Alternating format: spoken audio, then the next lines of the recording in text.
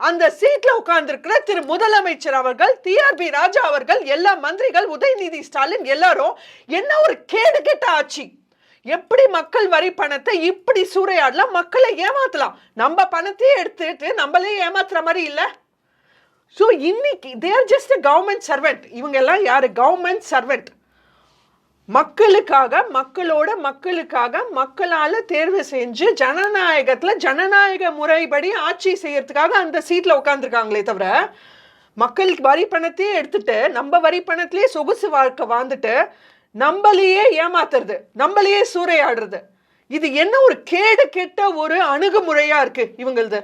இருக்கிறத சொல்லுங்களேன். இது சென்ட்ரல் கவர்மெண்டோட இவர் டிஆர்பி ராஜா அவரோட ட்வீட்ல ஒரு வார்த்தை கூட இல்லை பார்த்தீங்களா? அது சென்ட்ரல் கவர்மெண்டோட நிறுவனம்ன்றது, மத்திய அரசோட நிறுவனம். இந்த கொச்சின் ஷிப்யார்டும் மேசகான் ஷிப்யார்டுன்றது அவர் குறிப்பிடவே இல்லை.